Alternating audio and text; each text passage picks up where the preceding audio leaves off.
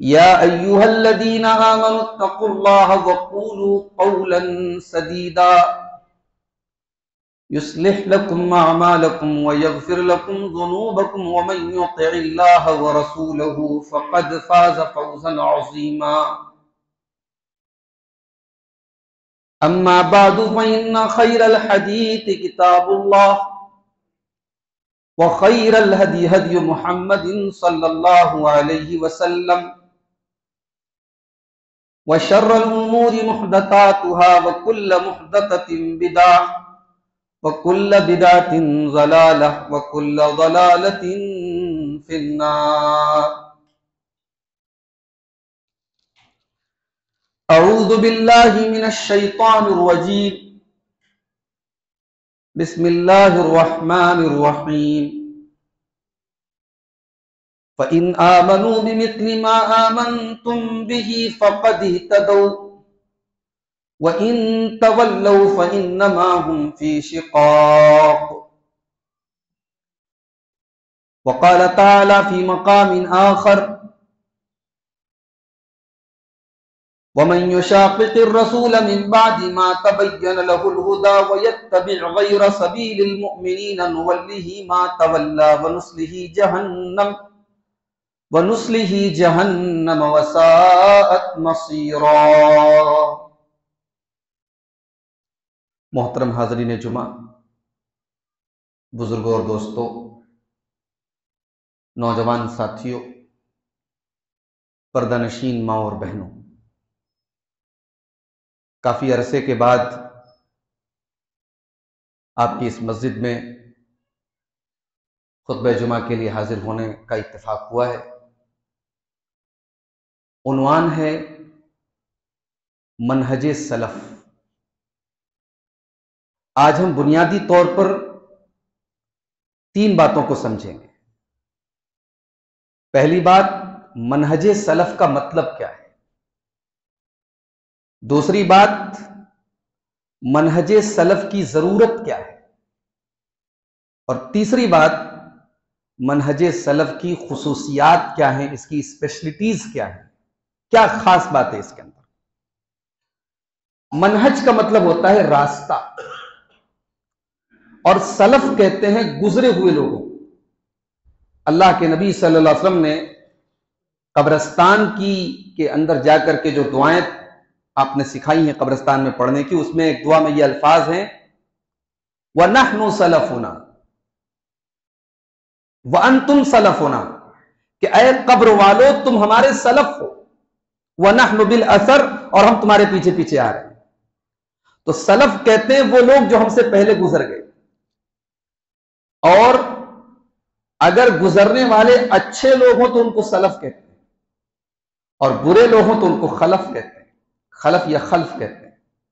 خلف کا لفظ قرآن میں آیا ہے۔ اللہ نے فرمایا سورہ مریم کے اندر فَخَلَفَ مِن بَعْدِهِمْ خَلْفٌ أَضَاعُوا الصَّلَاةَ وَاتَّبَعُوا الشَّهَوَاتِ فَسَوْفَ يَلْقَوْنَ غَيًّا، کہ نبیوں کے بعد نالائق لوگ آئے، ایسے جو ان کے بعد ایسے لوگ آئے جنہوں نے نماز کو برباد کیا، اپنی خواہشات کی پیروی کی، اور ایسے لوگ جہنم میں ڈالے جائیں گے۔ تو سلف کا لفظ جو ہے یہ اچھے لوگوں کے لیے جو گزر گئے استعمال ہوتا ہے۔ شریعت کی ٹرم میں سلف کس کو کہتے ہیں؟ شریعت کی ٹرم میں سلف کہتے ہیں صحابہ کو، اور صحابہ کے بعد کی جو جنریشن ہے تابعین، اور تابعین کے بعد کی جو جنریشن ہے تبع تابعین۔ سلف میں سب سے پہلے سب سے اوپر صحابہ آتے ہیں، پھر صحابہ کے نقش قدم پہ چلنے والے تابعین آتے ہیں، پھر ان تابعین کے نقش قدم پہ چلنے والے تبع تابعین آتے ہیں۔ یہ 3 جنریشن ہیں، یہ 3 زمانے ہیں جن کے بہترین ہونے کی گواہی اللہ کے نبی نے خود دی ہے۔ اللہ کے پیارے نبی صلی اللہ علیہ وسلم فرماتے ہیں خیر الناس قرنی، سب سے بہترین لوگ میرے زمانے کے ہیں، ثم الذین یلونہم، پھر وہ لوگ جو ان کے بعد آئیں، ثم الذین یلونہم، پھر وہ لوگ جو ان کے بعد آئیں۔ تو صحابہ، تابعین اور تبع تابعین، ان کو ہم سلف صالح یا سلف بولتے ہیں۔ اب ان کا منہج کیا ہے، ان کا طریقہ کیا ہے؟ ظاہر ہے شریعت قرآن و حدیث کا نام ہے، شریعت اللہ اور اس کے رسول کی اطاعت کا نام ہے۔ تو سلف کے طریقے کا مطلب یہ نہیں ہے کہ صحابہ کا کوئی الگ طریقہ ہے، تابعین کا کوئی الگ طریقہ ہے قرآن و حدیث سے ہٹ کر کے نہیں۔ جب ہم سلف کا طریقہ یا سلف کا منہج بولتے ہیں تو مراد یہ ہوتی ہے کہ قرآن و حدیث پر جیسے ان لوگوں نے عمل کیا، ان لوگوں نے جیسے قرآن و حدیث کو سمجھا، ہم اسی کی طریقے سے قرآن و حدیث پر عمل کریں، یہ ہے سلف کا منہج۔ سلف کے منہج کا مطلب یہ نہیں کہ نعوذ باللہ قرآن و حدیث سے الگ ایک راستہ ہے۔ اچھا، اب اس کی دلیل کیا ہے کہ ہمیں سلف کے منہج پر چلنا چاہیے، صحابہ کے طریقے کی پیروی کرنی چاہیے، صحابہ تابعین اور تبع تابعین کے منہج کو فالو کرنا چاہیے؟ آئیے قرآن سے اس کی دو دلیلیں آپ کو دیتا ہوں۔ پہلی دلیل قرآن کا پہلا پارہ سورہ بقرہ، اللہ فرماتا ہے فَإِنْ آمَنُوا بِمِثْلِ مَا آمَنْتُمْ بِهِ فَقَدِ اهْتَدَوْا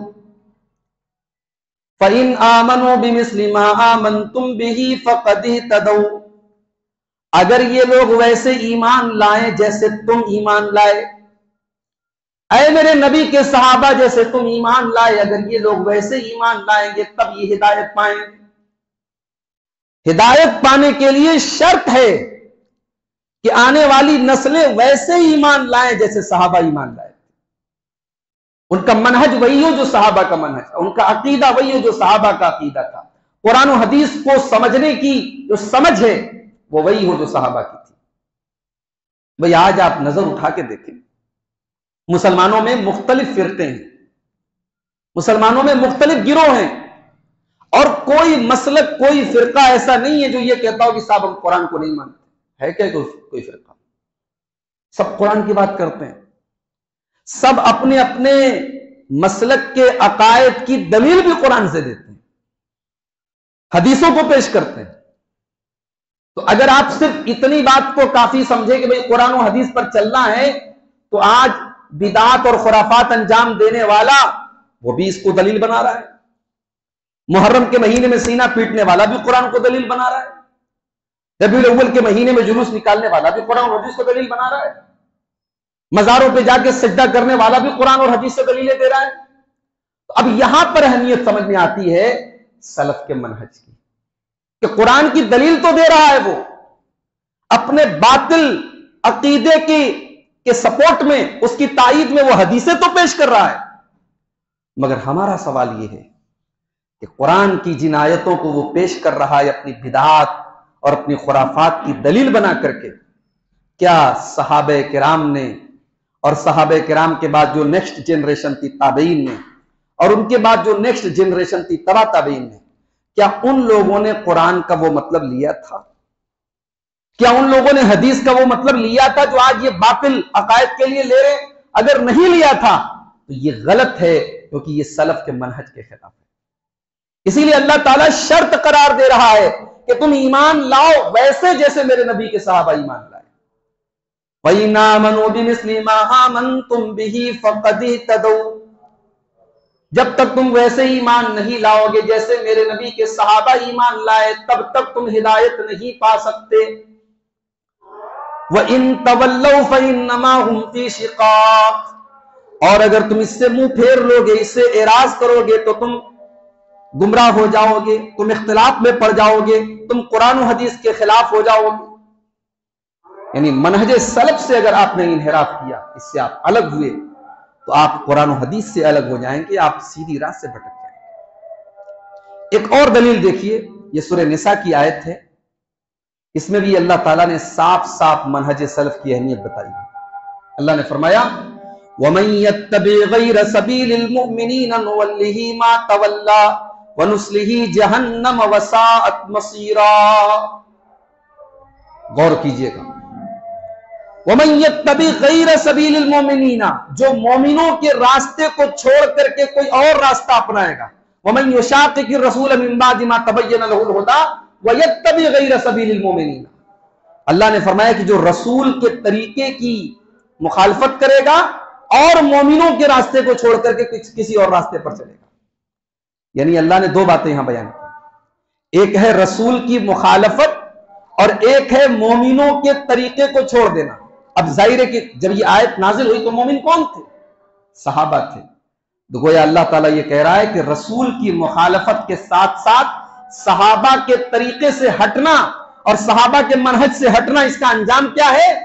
اللہ نے فرمایا نولہ ما تولی، وہ جدھر پھرے گا ہم ادھر اس کو پھیر دیں گے، ونصلہ جہنم، اور اس کو جہنم میں پہنچا دیں گے، وساءت مصیرا، اور بڑا ہی برا ٹھکانہ ہے جہنم۔ تو قرآن کریم کی ان دونوں آیتوں سے کلیئر ہو گیا کہ نجات کے لیے صرف قرآن و حدیث کا تھام لینا کافی نہیں ہے، قرآن و حدیث کو ویسے تھامنا ہے جیسے سلف نے تھاما، قرآن و حدیث کو ویسے سمجھنا ہے جیسے صحابہ نے سمجھا، جیسے سلف نے سمجھا۔ آج آپ دیکھیے ہمارے بہت سارے نوجوان انٹرنیٹ پر مختلف لوگوں کو سنتے ہیں۔ اب ظاہر ہے انٹرنیٹ کی دنیا تو بہت وسیع ہے نا، وہاں کوئی بھی جس کے پاس اپنے یوٹیوب چینل ہو، جس کے پاس اسٹیج ہو، مائک ہو، اس کے لیکچرز آ سکتے ہیں۔ اب ایک آدمی قرآن کی آیتیں پڑھ رہا ہے، اللہ کے نبی کی حدیثیں پیش کر رہا ہے، حدیثوں کے نمبر دے رہا ہے، لیکن وہ آپ کو پیش کیا کر رہا ہے؟ صحابہ کرام کے خلاف الٹے سیدھے اعتراضات، صحابہ کرام کے بارے میں بدگمانی، حضرت امیر معاویہ، حضرت عمرو بن عاص، حضرت مغیرہ بن شعبہ، حضرت عثمان غنی اور دیگر صحابہ کے بارے میں وہ فالتو باتیں کرتا ہے، بکواس کرتا ہے۔ ہمارا نوجوان ایسے لوگوں کو سنتا ہے اور متاثر ہوتا ہے، اسے لگتا ہے یار بات تو صحیح کہہ رہا ہے، سامنے والا بات تو دلیل سے دے رہا ہے۔ سوال یہ نہیں ہے کہ سامنے والا دلیل سے بات کر رہا ہے، سوال یہ ہے کہ اس نے دلیل کی بنیاد پر جو بات کہی ہے وہ بات ہی سرے سے غلط ہے۔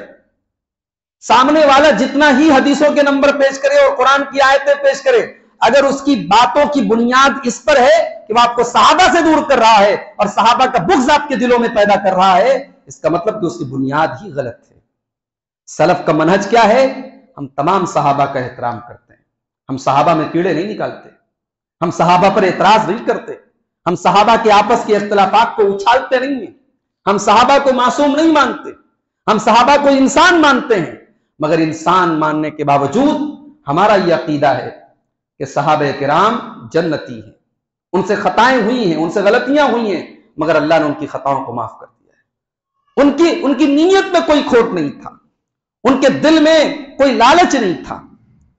بشری تقاضے کے تحت کبھی کوئی غلطی ہو گئی، کبھی ایسے حالات ہوئے میدان جنگ میں، ایسے حالات ہوئے کہ میدان جنگ چھوڑ کے بعد صحابہ بھاگنے لگے، اللہ نے قرآن میں اس کا ذکر بھی کیا، مگر اللہ نے جہاں بھی صحابہ کی غلطیوں کا ذکر کیا قرآن میں، اللہ نے آگے پیچھے یہ ضرور بیان کر دیا کہ ہم نے ان کو معاف کر دیا، ہم نے ان کو معاف کر دیا۔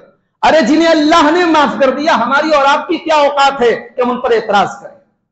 تو آج منہج سلف کو نہ سمجھنے کا اور اس کو فالو نہ کرنے کا نتیجہ یہ ہے کہ ہم کسی بھی انسان کی بات جو ہمیں وزندار لگتی ہے، ہمیں مدلل لگتی ہے، ہم مان لیتے ہیں، ہم اس پر غور نہیں کرتے کہ یہ سلفی منہج سے یہ چیز ٹکرا رہی ہے یا سلفی منہج کے مطابق ہے۔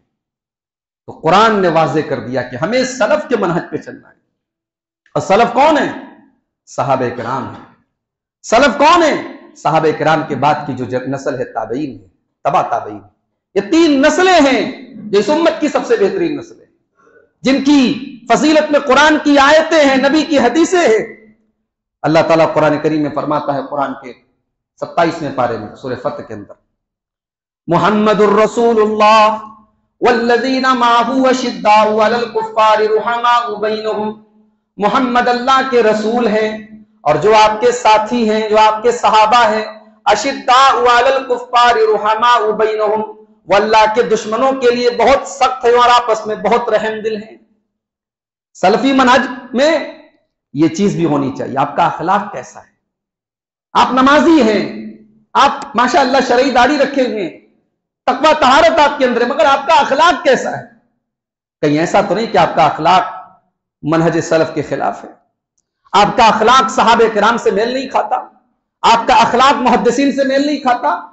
اللہ نے صحابہ کے اخلاق کو بھی بیان کیا، اشداء علی الکفار، وہ کافروں کے لیے بہت سخت ہیں، رحماء بینہم، اور آپس میں بہت رحم دل ہیں، تراہم رکعا سجدا یبتغون فضلا من اللہ ورضوانا، تم جب بھی ان کو دیکھو گے وہ یا تو تمہیں رکوع کی حالت میں نظر آئیں گے یا تمہیں سجدے کی حالت میں نظر آئیں گے۔ یہ منہج سلف کی یہ دوسری خصوصیت ہے کہ ان کی یہاں عبادتوں کا شوق ہوتا ہے، سلف کے منہج پہ چلنے والے ان کے دلوں میں عبادتوں کا شوق ہوتا ہے، وہ نمازوں کے پابند ہوتے ہیں، وہ تہجد گزار ہوتے ہیں، وہ نوافل کا اہتمام کرتے ہیں۔ اگر آپ کی زندگی میں نوافل نہیں ہے، آپ کی زندگی میں عبادت نہیں ہے، اور آپ اپنے آپ کو سلفی کہتے ہیں، معاف کیجئے، آپ اپنی نسبت بدل دیجئے۔ سلف کے منہج سے وہی انسان اپنی نسبت رکھے جس کے اندر یہ کوالٹی پائی جاتی ہے، تراہم رکعا سجدا یبتغون فضلا من اللہ ورضوانا۔ تم جب بھی ان کو دیکھو گے یا تو تمہیں رکوع کی حالت میں نظر آئیں گے یا سجدے کی حالت میں نظر آئیں گے۔ اور آگے اللہ نے فرمایا کہ وہ اللہ کے فضل کے طالب ہیں، یبتغون فضلا من اللہ ورضوانا۔ ان کے دلوں میں کوئی کھوٹ نہیں ہے، وہ ریاکار نہیں ہے، وہ دکھاوا نہیں کرتے، اخلاص ہے ان کے اندر۔ یہ سلفی منہج کی تیسری خصوصیت ہے۔ اس منہج میں دکھاوا نہیں ہے، اس منہج میں شو آف نہیں ہے، اس منہج میں نمائش نہیں ہے، اس میں دینداری ہے، تقوی ہے، مگر اخلاص کے ساتھ۔ اور آگے اللہ نے فرمایا سیماہم فی وجوہہم من اثر السجود، ان کی پہچان ان کے چہروں پر سجدے کا نشان ہے، ان کی پہچان ان کے چہروں پر سجدوں کا نشان ہے۔ اب یہ سجدے کا نشان، یہ جو ماتھے پر گٹا جس کو بولتے ہیں، گٹا نہیں ہے۔ اہل علم نے لکھا ہے، مفسرین نے لکھا اس آیت کی تفسیر میں کہ جب انسان راتوں میں نماز پڑھتا ہے تو اس کی عبادت کا اثر اس کے اخلاق پر محسوس ہوتا ہے، اس کی شکل و صورت پر محسوس ہوتا ہے، اس کی عبادتوں کا نور اس کے چہرے سے جھلکتا ہے، لوگ پہچان لیتے ہیں کہ ہاں یہ متقی انسان ہے۔ تو تقوی اور طہارت کا اثر ان کے باطن کے ساتھ ساتھ ان کے ظاہر میں ہوتا ہے۔ تو سلفی منہج یہ نہیں ہے کہ آپ کی باتیں لمبی چوڑی ہو، آپ کے پاس میٹیریل بہت اچھا ہو، کنٹینٹ بہت اچھا ہو، لیکن اس کے اوپر عمل نہ ہو۔ سلف کا منہج یہ ہے کہ آپ اپنے علم کے اوپر عمل کریں۔ عبداللہ ابن مسعود رضی اللہ تعالیٰ عنہ کہتے ہیں کنا لا نتجاوز 10 آیات، ہم لوگ اللہ کے رسول صلی اللہ علیہ وسلم سے 10 آیتیں سیکھتے تھے اور ان 10 آیتوں پر پہلے عمل کرتے تھے، تب آگے بڑھتے تھے۔ یہ سلف کا منہج ہے کہ وہ اپنے علم کے اوپر عمل کرتے تھے اور بغیر علم کے وہ کوئی بات نہیں کہتے تھے۔ جس چیز کی انہیں نالج نہ ہو وہ بات وہ نہیں کہتے تھے۔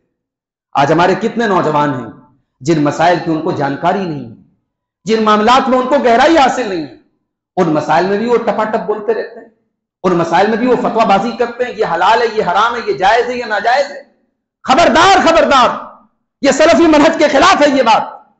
ہر چیز کے کچھ اسپیشلسٹ ہوتے ہیں، فتویٰ دینا سب کا کام نہیں ہے۔ اہل علم میں بھی فتویٰ دینا سب کا کام نہیں ہے۔ بعض لوگ تقریر اچھی کرتے ہیں، بعض لوگ تحریر اچھی لکھتے ہیں، ان کے مضامین بڑے اچھے ہوتے ہیں، مگر ضروری نہیں کہ وہ فتویٰ دینے کے بھی اہل ہوں۔ فتویٰ سب سے نہیں لیا جائے گا۔ فتویٰ دینے کے لیے اس کے اس کے اندر تخصص کرنے والے جو اس کے ماہرین ہوتے ہیں، جنہوں نے اساتذہ سے اور علماء سے اس فن کی باریکیوں کو سیکھا، ان سے فتویٰ پوچھا جائے۔ آج ہمارے ہر انسان فتویٰ دے رہا ہے اور کہہ رہا ہے کہ صاحب میں سلفی ہوں۔ نہیں صاحب، آپ سلفی نہیں ہیں۔ سلف کا منہج یہ تھا ہی نہیں، سلف کا یہ طریقہ تھا ہی نہیں کہ ہر انسان فتویٰ دے۔ آپ اپنی حد میں رہیے، اپنی اوقات میں رہیے، اپنی لمٹ میں رہیے۔ یہ سلفی منہج کی بہت بڑی خصوصیت ہے۔ اللہ نے قرآن میں فرمایا وَلَا تَقْفُ مَا لَيْسَ لَكَ بِهِ عِلْمٌ إِنَّ السَّمْعَ وَالْبَصَرَ وَالْفُؤَادَ كُلُّ أُولَئِكَ كَانَ عَنْهُ مَسْئُولًا۔ خبردار ایسی چیز کے پیچھے مت پڑو جس چیز کی تمہیں نالج نہیں ہے۔ اللہ کے کان کا بھی حساب ہوگا، آنکھوں کا بھی حساب ہوگا، اور دل کے اندر کون کون سے خیالات اور نظریات پیدا ہوئے ان کا بھی حساب اللہ تعالیٰ کیا ہوگا، ان کے بارے میں پوچھا جائے گا۔ سلفی منہج کی خصوصیت یہ بھی ہے میرے بھائیو کہ ہم جب دعوت دیتے ہیں تو علم کے ساتھ دعوت دیتے ہیں۔ جس چیز کی ہمیں خود نالج نہ ہو ہم کیا اس کی دعوت دیں گے؟ جو انسان خود جاہل ہو وہ دوسروں کو کیا دعوت دے گا؟ تو داعی کے لیے، دین کی دعوت دینے والے کے لیے پہلے علم کا ہونا ضروری ہے۔ اللہ نے قرآن میں اپنے نبی سے کہلوایا قُلْ هَٰذِهِ سَبِيلِي أَدْعُو إِلَى اللَّهِ عَلَىٰ بَصِيرَةٍ أَنَا وَمَنِ اتَّبَعَنِي۔ اے نبی آپ کہہ دیجئے کہ میں اللہ کی طرف دعوت دیتا ہوں اور یہی میرا راستہ ہے، اور میں بھی دعوت دیتا ہوں وَمَنِ اتَّبَعَنِي، اور جو میری پیروی کرنے والے میرے فالوورز ہیں، میرے متبعین ہیں، وہ بھی دعوت دیتے ہیں۔ اور میں یہ دعوت علی بصیرت، میں علم کے ساتھ دے رہا ہوں، میں دلیل کے ساتھ دے رہا ہوں، میں روشنی کے ساتھ دے رہا ہوں۔ تو سلفی دعوت یہ ہڈن نہیں ہے، یہ بند کمرے میں نہیں دی جاتی، یہ علل اعلان دی جاتی ہے۔ سلفی دعوت کا کوئی ایسا پہلو نہیں ہے جس کو چھپایا گیا ہو، یہ بالکل کلیئر ہے۔ اللہ کے نبی نے ہمیں جو دین دیا ہے، جو منہج دیا ہے، اس کے اندر کوئی سیکرٹ چیز نہیں ہے، کوئی ہڈن چیز نہیں ہے۔ وہ بالکل نیٹ اینڈ کلین ہے، وہ بالکل کلیئر ہے۔ اللہ کے نبی صلی اللہ علیہ وسلم فرماتے ہیں ترکتکم علی البیضاء، میں نے تم کو بالکل سیدھے راستے پر چھوڑا ہے، لیلھا کنہارھا، وہاں رات بھی دن کی طرح روشن ہے۔ جس راستے پر، جس ہائی وے پر میں نے تم کو چھوڑا ہے، وہاں رات میں بھی دن کی طرح روشنی ہے، اجالا ہے۔ زندگی کے کسی موڑ پر تمہیں اس منہج اور اس طریقے میں کبھی کوئی پریشانی نہیں آئے گی۔ سلفی منہج کی ایک اور خصوصیت ہے میرے بھائی، ہم نصوص کے اندر ہم ہیر پھیر نہیں کرتے، ہم نصوص میں تحریف نہیں کرتے، ہم قرآن و حدیث کے جو نصوص ہیں ان کو تسلیم کرتے ہیں، اور ان کا جو اوریجنل معنی ہے ہم اس معنی میں لیتے ہیں۔ مثال کے طور پر اللہ نے قرآن میں فرمایا الرحمن علی العرش استوى، رحمان اپنے عرش کے اوپر مستوی ہوا۔ اب استوا کا مطلب کیا ہوتا ہے؟ عربی زبان میں کسی چیز کا مستوی ہونے کا مطلب اس چیز پر قرار پکڑنا، اس چیز پر فکس ہونا۔ اب قرآن کی یہ آیت بتا رہی کہ اللہ رب العالمین اپنے عرش پر مستوی ہوا۔ اب استوا کا جو معنی عربی زبان میں آتا ہے ہم وہی معنی لیتے ہیں کہ اللہ تعالیٰ اپنے عرش پر مستوی ہوا، اس پر قرار پذیر ہوا۔ اب کچھ لوگ اس کی تعویل کرتے ہیں کہ صاحب اگر ہم نے یہ مان لیا کہ اللہ تعالیٰ عرش پر مستوی ہوا تو اس کا مطلب نعوذ باللہ ہمیں یہ ماننا پڑے گا کہ اللہ عرش کا محتاج ہے۔ جیسے ہم اور آپ کرسی پر بیٹھتے ہیں تو ہم کرسی کے محتاج ہوتے ہیں، اور کرسی ہم سے بڑی ہوتی ہے تب تو ہم کرسی پر بیٹھتے ہیں، تو گویا نعوذ باللہ عرش اللہ سے بڑا ہو گیا۔ اس طریقے کی میں کہتا ہوں تمہیں دماغ لگانے کی ضرورت ہی کیا ہے بھائی صاحب؟ جب اللہ نے قرآن میں کہہ دیا رحمان عرش پر مستوی ہوا، اللہ کو نہیں پتا تھا کہ اس سے کیا کیا ثابت ہو سکتا ہے؟ اللہ کو تو سب پتا ہے۔ جب اللہ نے قرآن عربی زبان میں نازل کیا، اور عربی بھی کیسی؟ بالکل کلیئر عربی، بالکل واضح عربی، فصیح عربی، تو جب اللہ نے یہاں عربی کا لفظ استعمال کیا تو ہمیں اس کی کسی تعویل کی ضرورت نہیں ہے، اس کو ہیر پھیر کرنے کی ضرورت، اس کو موڑنے کی ضرورت نہیں۔ اسی لیے امام مالک سے پوچھا گیا، امام مالک بہت بڑے امام ہیں، اور سمجھیے کہ دوسری صدی ہجری کی سٹارٹنگ میں مدینہ کے اندر مسجد نبوی میں درس دیتے ہیں، اور صحابہ کے دور کو انہوں نے دیکھا، تابعین کے دور کو انہوں نے دیکھا۔ تو امام مالک رحمۃ اللہ علیہ کہتے ہیں، ان سے پوچھا گیا کہ اللہ تعالیٰ عرش پر مستوی ہے، اس کے بارے میں آپ کیا کہتے ہیں؟ تو امام مالک نے 4 باتیں بتائی۔ کہا کہ الاستواء معلوم والکیف مجہول والسؤال عنہ بدعہ والایمان بہ واجب۔ یہ بڑی بنیادی بات ہے، بڑی بیسک بات ہے جو امام مالک نے کہی۔ تاکہ دیکھو اللہ نے قرآن میں کہا کہ رحمان عرش پر مستوی ہوا، اب یہ بات معلوم ہے، ہم مانتے ہیں، یہ بات عربی زبان میں استوا کا جو مطلب ہے وہی ہم جانتے ہیں، تو استوا معلوم ہے، والکیف مجہول، لیکن کیفیت نہیں معلوم ہے۔ اللہ عرش پر مستوی ہوا مگر کیسے ہوا اس کی کیفیت ہم نہیں جانتے۔ والسؤال عنہ بدعہ، اور اس کے بارے میں بہت زیادہ سوال کرنا، جانچ پڑتال کرنا، قریت کرنا، یہ بدعت ہے۔ والایمان بہ واجب، اور اس کے اوپر ایمان رکھنا واجب ہے۔ یہ ہے سلفی منہج۔ آج کتنے فرقے گمراہ ہو گئے، انہوں نے اللہ تعالیٰ کی صفات کے بارے میں اپنا دماغ لگایا، اپنی لاجک لگائی، اپنے من سے سوالات پیدا کیے۔ مثال کے طور پر اللہ کا ہاتھ ہے، قرآن سے ثابت ہے، حدیث سے ثابت ہے۔ اللہ کی انگلیاں ہیں، حدیث سے ثابت ہے۔ اللہ کا چہرہ ہے، قرآن سے ثابت ہے۔ اللہ کا دیدار کریں گے اہل جنت، صحیح حدیثوں سے ثابت ہے۔ اللہ کا قدم ہے، قرآن سے ثابت ہے، حدیث سے ثابت ہے۔ اب یہ جو تمام صفات ہیں، اب ظاہر قدم انسان کا بھی ہوتا ہے، اور اللہ نے اپنے لیے بھی قدم کا لفظ استعمال کیا۔ ہاتھ انسان کا بھی ہوتا ہے، ہمارا اور آپ کا بھی ہوتا ہے، اور اللہ نے اپنے لیے بھی ہاتھ کا لفظ استعمال کیا۔ آنکھیں ہماری بھی ہوتی ہیں، اور اللہ نے اپنے لیے بھی آنکھ کا لفظ استعمال کیا۔ چہرہ ہمارا بھی ہوتا ہے، اور اللہ نے اپنے لیے بھی چہرے کا لفظ استعمال کیا۔ تو اب کچھ لوگوں کو یہ لگا کہ اگر ہم اللہ کے لیے چہرہ مان لیں گے تو پھر اس سے مشابہت لازم آ جائے گی، گویا کہ ہم اللہ کو اپنے سے ملا رہے ہیں، اپنے سے میچ کر رہے ہیں۔ بھائی صاحب ہمیں میچ کرنے کی ضرورت ہی نہیں ہے۔ اللہ نے قرآن میں اپنے لیے چہرے کا لفظ استعمال کیا، ہم چہرے کا ترجمہ چہرہ ہی کریں گے، چہرے کا معنی چہرہ ہی لیں گے۔ ہاں اب کوئی پوچھے کہ اللہ کا چہرہ کیسا ہے، وہاں ہم کہیں گے صاحب ہم نہیں جانتے، ہمیں نہیں معلوم کہ اللہ کا چہرہ کیسا ہے، لیکن چہرہ ہے، اس پر ہمارا ایمان ہے۔ اللہ کا ہاتھ ہے، اس پر ہمارا ایمان ہے۔ اللہ کی آنکھ ہے ہمارا ایمان ہے، اللہ کا قدم ہے ہمارا ایمان ہے. جتنے اللہ کی صفات کا ذکر قرآن و سنت میں ہے، سلفی منہج کی یہ خصوصیت ہے کہ ہم اس کے اوپر ایمان رکھتے ہیں، اور ہم تعویل نہیں کرتے، ہم تحریف نہیں کرتے. ہمارے یہاں یہ بھی نہیں ہے کہ قرآن کی کسی ایک آیت کو لے لیا اور دوسری آیت کو نظر انداز کر کے ہم نے کوئی عقیدہ گڑھ لیا. جیسے ایک فرقہ پیدا ہوا خوارج کا فرقہ، انہوں نے قرآن کی ان آیتوں کو جس میں گناہ کرنے پر جہنم کی وعید سنائی گئی، انہوں نے ان کو دلیل بنایا اور کہا کہ اگر کسی نے کبیرہ گناہ کیا تو ہمیشہ جہنم میں جائے گا، کسی نے اگر شراب پی لی ہمیشہ جہنم میں، کسی نے چوری کر لی ہمیشہ جہنم میں، کسی نے جھوٹ بول دیا ہمیشہ جہنم میں، کبیرہ گناہ جس نے کر دیا وہ ہمیشہ جہنم میں رہے گا.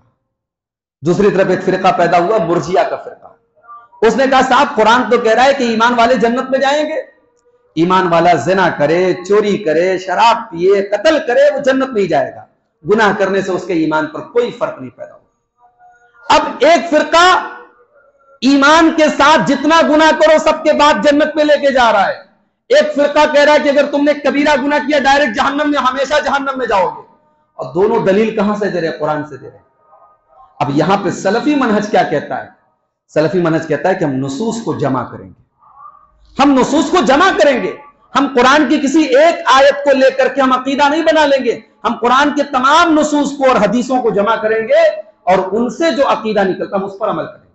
اور قرآن و حدیث کے نصوص کو جب ہم جمع کرتے تو پتہ یہ چلتا ہے کہ کبیرہ گناہ کرنے والا جہنم میں اللہ تعالیٰ اس کو داخل بھی کر سکتا ہے اور اللہ تعالیٰ معاف بھی کر سکتا ہے، لیکن اگر وہ ایمان اور توحید پر تھا تو کبیرہ گناہ کرنے والا ہمیشہ جہنم میں نہیں رہے گا. یہ قرآن و حدیث سے یہ بات ثابت ہوتی ہے. اور یہ بھی نہیں ہے کہ کوئی ایمان والا ہے تو وہ چاہے جو گناہ کرے وہ جنت میں ہی جائے گا، جہنم میں نہیں جائے گا. وہ جہنم میں اللہ تعالیٰ کی مشیت پر ہے، اللہ اس کے گناہوں کی سزا جب تک چاہے گا اس کو جہنم میں ڈالے گا، ڈال سکتا ہے. تو یہ عقیدہ جو ہے یہ قرآن و سنت کے مطابق ہے. تو سلفی منہج میں نصوص کو جمع کیا گیا ہے کسی ایک.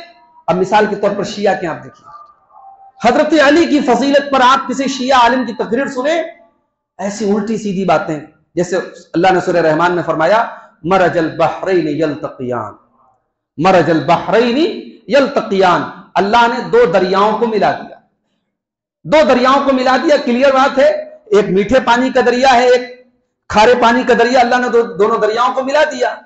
شیعہ علماء کیا کہتے ہیں؟ یہاں دو دریاؤں سے مراد حضرت علی حضرت فاطمہ ہے، حضرت علی حضرت فاطمہ ہے. آگے اللہ نے فرمایا یخرج منہم اللؤلؤ والمرجان، دونوں دریاؤں سے موتی اور مونگے نکلتے ہیں، جو قیمتی ہیرے اور جواہرات ہوتے ہیں، موتی ہوتے ہیں، وہ نکلتے ہیں. کس سے؟ دونوں سمندروں سے، دریاؤں سے. اب شیعہ کے یہاں اس کی تفسیر آپ دیکھیے، وہ کہتے ہیں کہ صاحب اس سے حسن اور حسین رضی اللہ تعالیٰ عنہ مراد ہے. تو حضرت حسن حضرت حسین یا حضرت علی کی فضیلت کیا ہم نہیں مانتے؟ ہم مانتے ہیں، مگر ہم قرآن کو مشق ستم نہیں بناتے. سلفی منہج میں قرآن کو اپنی خواہشات اور اپنے عقیدے کا مقتدی نہیں بنایا جاتا. قرآن ہمارا امام ہے، ہم قرآن کے مقتدی ہیں، ہم قرآن کو مقتدی نہیں بنائیں گے، ہم قرآن کو اپنے نظریے کے مطابق نہیں ڈھالیں گے. گمراہ فرقوں کی تاریخ آپ اٹھا کے دیکھیں. ایک فرقہ اسی ہندوستان میں پیدا ہوا، اس نے کہا کہ شریعت کا مقصد ہے زمین پر اللہ تعالیٰ کی حکومت قائم. قرآن اور حدیث کا ایک ہی مقصد ہے کہ زمین پر اللہ کی حکومت قائم ہے. اب اس نے لا الہ الا اللہ کا مطلب کیا بتایا؟ اللہ کے سوا کوئی حاکم نہیں ہے. لا الہ الا اللہ کا مطلب کیا ہے؟ اللہ کے سوا کسی کی حکومت نہیں چلے گی. اب انہوں نے ایک عقیدہ گڑھا اور پھر اس عقیدے پر انہوں نے پوری قرآن اور حدیث کو پھر اسی عقیدے کے ماتحت کر دیا.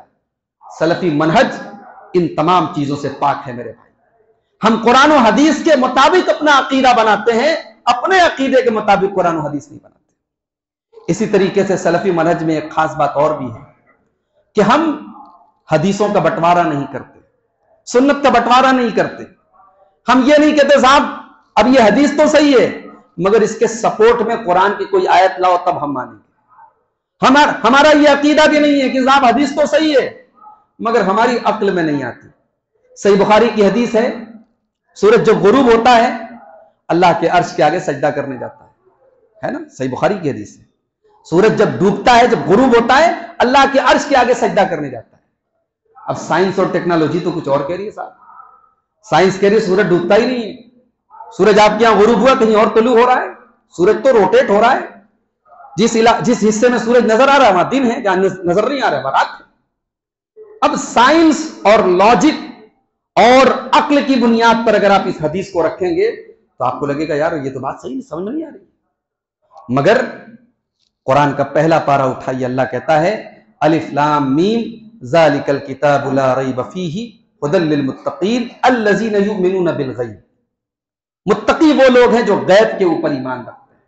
बहुत सारी चीजें ऐसी हैं कुरान और सुन्नत की जिनका ताल्लुक गैब से है, जो हमारी अक्ल और हमारी लॉजिक से ऊपर की चीज है। अब हदीसें बता रही कि कब्र के अंदर अजाब हो रहा है। अब हम कब्र के अंदर खोद के तो नहीं देखते साहब उसके अंदर अजाब हो रहा है कि नहीं हो रहा है। हमारा ईमान है कब्र में अजाब हो रहा है। हमने जन्नत को नहीं देखा लेकिन जन्नत पर हमारा ईमान है। हमने जहन्नम को नहीं देखा, हमारा ईमान है। फरिश्ता आकर के रूह कब्ज करता हमने कभी नहीं देखा, किसी वीडियो रिकॉर्डिंग में नहीं आया, मगर हमारा ईमान है। तो सलफी मनहज की यह खास बात है कि हम नुसूस को, कुरान और सुन्नत को, कुरान और सही हदीसों को तस्लीम करते हैं। हम अक्ल की बुनियाद पर रिजेक्ट नहीं करते, हम लॉजिक की बुनियाद पर रिजेक्ट नहीं करते, हम हदीसों को कुरान पर पेश नहीं करते। यह भी बहुत बड़ा मसला है।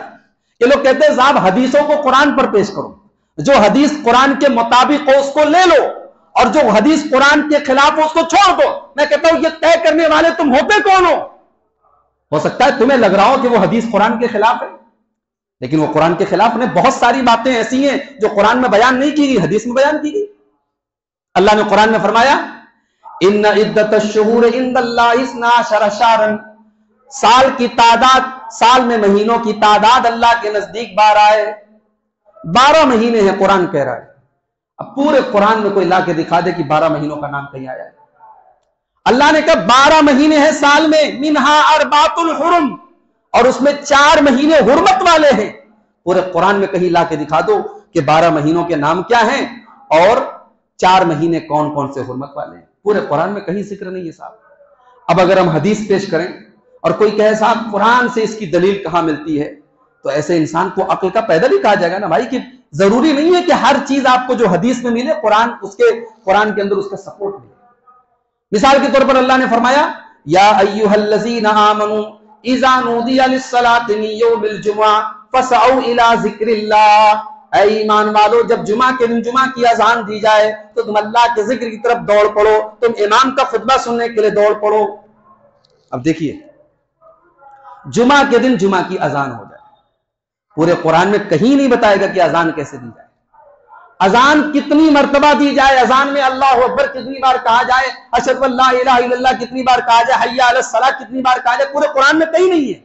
मगर कुरान कह रहा है अजान दी जाए।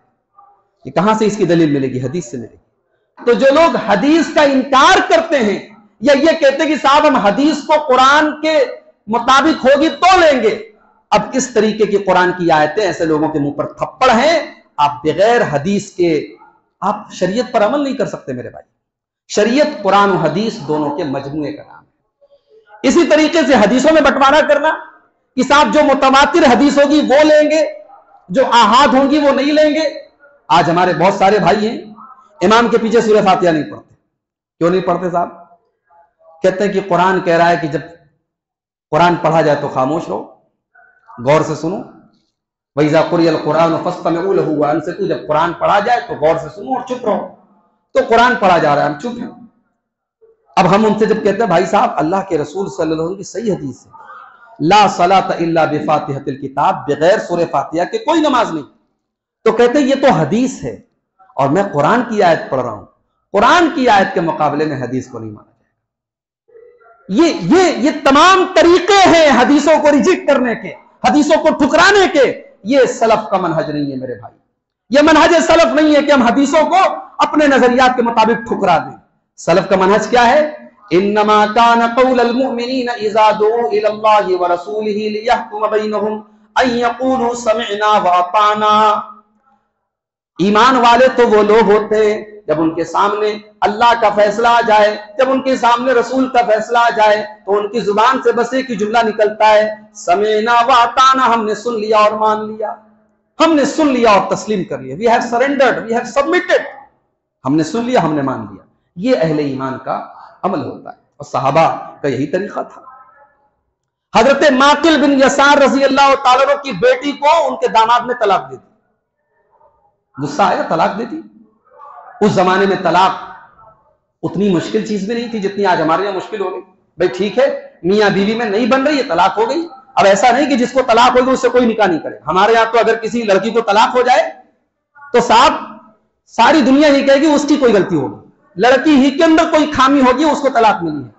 طلاق شدہ عورت کی شادی کسی کنوارے سے نہیں ہو سکتی. اس کی شادی ہوگی کسی بڈھے سے ہوگی, اس کی شادی ہوگی کسی 4-5 بچوں کے باپ سے ہوگی. یہی ہے نا. ہمارے یہاں طلاق کو ایک گالی بنا دیا گیا. صحابہ کے دور میں ایسا نہیں ہوتا تھا, اور آج بھی آپ عرب ممالک میں چلے جائیں وہاں طلاق بھی ہوتی ہے, ایک سے زیادہ شادیاں بھی ہوتی ہیں, کوئی مسئلہ نہیں. حضرت ماقل بن یسار صحابی رسول ہیں, ان کی بیٹی کو داماد نے طلاق دے دیا. بیٹی آ گئی, داماد کو احساس ہوا کہ میں نے طلاق دے کے غلط کیا. اب وہ رجوع کرنا چاہ رہا ہے, وہ دوبارہ نکاح کرنا چاہ رہا ہے. شریعت کا مسئلہ ہے, اگر ایک طلاق دے کر کے کوئی بیوی کو طلاق دے دے اور 3 مہینہ گزر جائے, 3 حیض گزر جائے تو نکاح ختم ہو جائے گا. لیکن دوبارہ اگر وہ دونوں نکاح کرنا چاہیں تو کر سکتے ہیں. ہمارے لوگوں نے طلاق کو بھی جو ہے مشین گن بنا دیا. طلاق طلاق طلاق, کام ختم. بھائی طلاق کا پورا ایک پروسیس ہے, طریقہ ہے.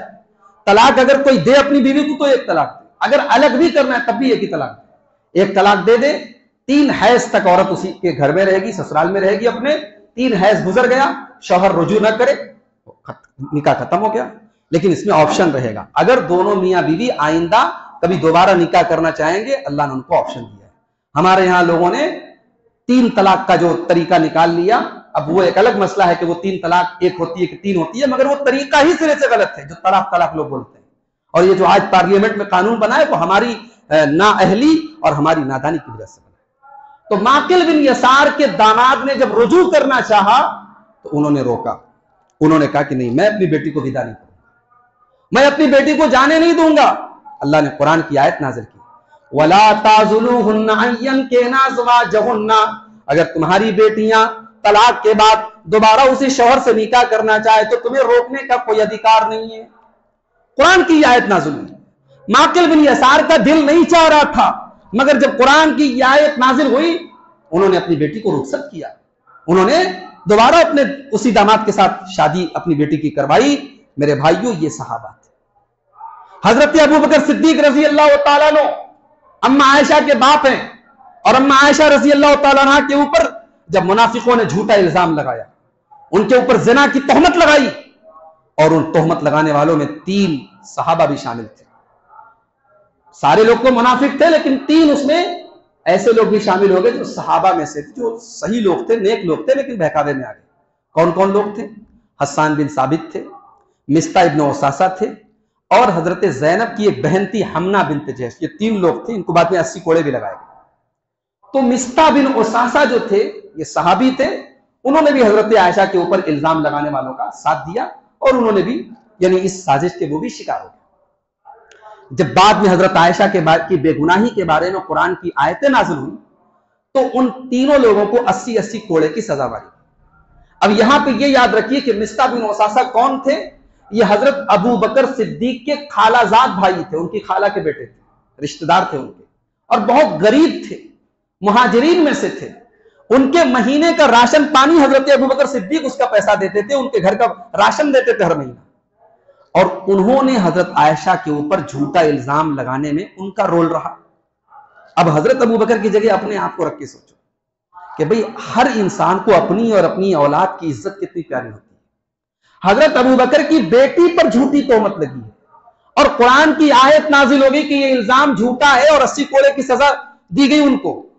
حضرت ابو بکر صدیق نے قسم کھا کے کہا کہ آج کے بعد میں 1 پیسہ بھی مصطح کے اوپر خرچ نہیں کروں گا. اور ظاہر ہے کیوں خرچ کروں گا بھائی؟ جو میری بیٹی کی عزت پر حملہ کر رہا ہے, میں اس کے گھر میں راشن پہنچاؤں گا؟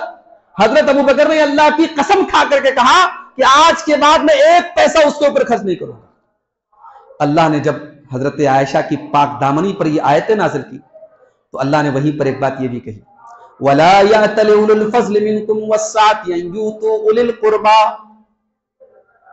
اے ایمان والو جو تم میں سے صاحب حیثیت لوگ ہیں, جو پیسے والے لوگ ہیں, جو طاقتور لوگ ہیں, وہ کبھی اللہ کی قسم کھا کر کے ایسی بات نہ کہیں کہ وہ اپنے رشتہ داروں کو اور غریب لوگوں کو اور اللہ کی راہ میں ہجرت کرنے والوں کو نہیں دیں گے، ان کی مدد نہیں کریں گے، ان کو صدقہ خیرات نہیں دیں گے، ان کو ایسی قسم نہیں کھانی چاہیے۔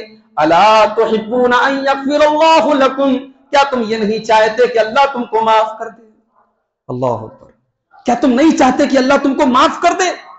تم اگر اللہ کی معافی چاہتے ہو تو ایسی کوئی قسم مت کھاؤ اور تم غریبوں کی مدد کرتے رہو۔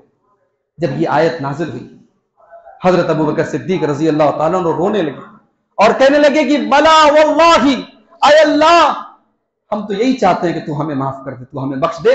اور اس کے بعد انہوں نے اپنی قسم کو توڑا، اپنی قسم کا کفارہ ادا کیا، اور جیسے پہلے وہ راشن پانی پہنچاتے تھے حضرت مصطح ابن اساسہ کے گھر، ویسے ہی پھر ان کو راشن پانی دے دیا۔ یہ صحابہ تھے، اپنے ایموشنز، اپنے جذبات، اپنی خواہشات سب کو قرآن و حدیث کے انڈر میں کر لینا، یہ منہج سلف ہے میرے بھائی۔ اپنی خواہشات کو قرآن و حدیث کے مطابق ڈھال لو، اپنے ایموشنز اور اپنے جذبات کو قرآن و حدیث کے مطابق ڈھال لو، یہ ہے سلف کا منہج۔ اور آخری بات، وقت کافی زیادہ ہو گیا، سلف کے یہاں جو منہج تھا اس میں یہ بھی تھا کہ علماء سے اپنا تعلق مضبوط رکھا جائے، علماء سے دین کو سیکھا جائے، علماء کے ساتھ جڑ کے رہا جائے، مشکل مسائل میں، معاملات میں علماء کی رہنمائی حاصل کی جائے۔ اس لیے کہ جب فتنوں کا دور آئے گا تو علماء ہی آپ کی رہنمائی کریں گے اور وہی بتائیں گے کہ کیا صحیح ہے کیا غلط ہے۔ آج آپ دیکھیں بہت ساری تحریکیں چل رہی ہیں، نوجوانوں کو ورغلانے کے لیے، بہکانے کے لیے بہت سارے موومنٹس، بہت ساری تحریکیں، بہت ساری انڈر گراؤنڈ آرگنائزیشن چل رہی ہیں جن کے بڑے لمبے چوڑے دعوے ہیں، بڑی خوبصورت باتیں ہیں۔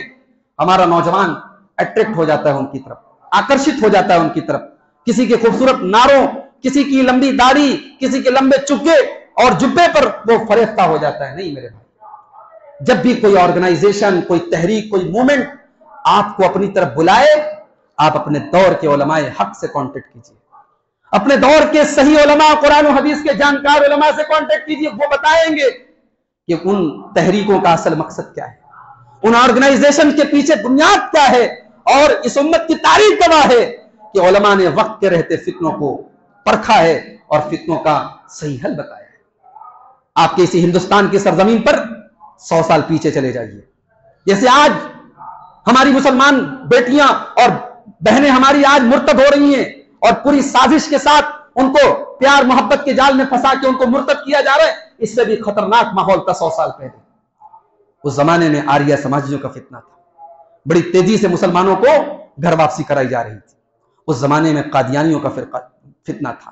قادیانی، مرزا غلام احمد قادیانی اپنے آپ کو جھوٹا نبی کہتا تھا، اپنے آپ کو نبی کہتا تھا اور کہتا تھا میں ہی عیسیٰ ہوں، میں ہی مہدی ہوں۔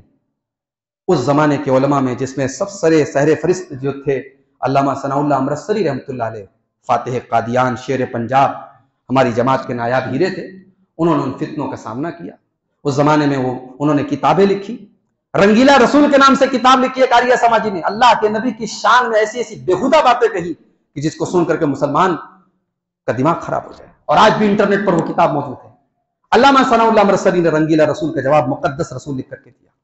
اسی طریقے سے جتنے فتنے اس دور میں پیدا ہوئے، علامہ ثناء اللہ امرتسری نے تمام فتنوں کا جواب دیا، اور آج بھی علماء حق موجود ہے اور جو اس دور کے فتنے ہیں اس سے آپ کو آگاہ کرتے ہیں۔ تو منہج سلف کا یہ بڑا بنیادی پارٹ ہے کہ آپ علماء حق سے جڑ کر کے رہیں، آپ اپنی فکر اور اپنی سوچ اور اپنے نظریات کو آزاد نہ چھوڑیں، جہاں جو دعوت دے اور جو نعرہ آپ کو بلائے آپ اس کی طرف چلے جائیں۔ تو یہ چند باتیں تھی منہج سلف کے موضوع پر، بڑا وسیع موضوع ہے، خطبہ جمعہ کے حساب سے اگر دیکھا جائے تو ناکافی موضوع ہے۔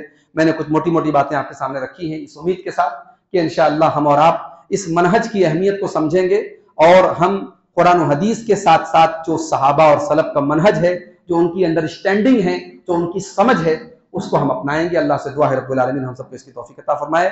رب العالمین ہمیں بدعت و خرافات سے، شرک سے، بری رسموں سے اللہ ہم سب کو محفوظ رکھے۔ اللہ ہمیں عبادات کے ساتھ ساتھ علم سے بھی آراستہ ہونے کی توفیق عطا فرمائے۔ جو لوگ ہمیں بیمار ہیں اللہ ان کو شفاء کامل عاجل عطا فرمائے، جو روزی روٹی سے پریشان ہیں اللہ ان کے کاروبار میں برکت نصیب فرمائے، اللہ ہمارے نیتوں میں اخلاص پیدا فرمائے، اللہ ریاکاری اور دکھاوے سے ہم سب کو بچائے۔ ایک معذرت کے ساتھ یہ بات بھی کہنا چاہوں گا، ہمارے یہاں عام طور سے جمعہ کی نماز میں بہت سارے لوگ ایسے ہوتے ہیں جو بہت تاخیر سے مسجد میں آتے ہیں۔ آپ نے سنا بھی ہوگا، اللہ کے رسول کی صحیح حدیث ہے کہ جمعہ کے دن خطبے کے جتنا پہلے جو آئے گا اس کو اتنا زیادہ ثواب ملے گا، جو بہت پہلے آئے گا اس کو اونٹ کا ثواب ملے گا، جو اس کے بعد آئے گا اس کو اللہ کی راہ میں گائے دینے کا ثواب ملے گا، جو اس کے بعد آئے گا اس کو دمبا دینے کا ثواب ملے گا۔ اسی طریقے سے پوری ایک ترتیب ہے، آرڈر ہے۔ ہمارے ہم دیکھتے ہیں کہ ایک بڑی تعداد ایسی ہوتی ہے کہ اگر 12 بجے خطبہ اسٹارٹ ہو رہا ہے تو وہ 12:30 بجے مسجد میں انٹر کرتے ہیں۔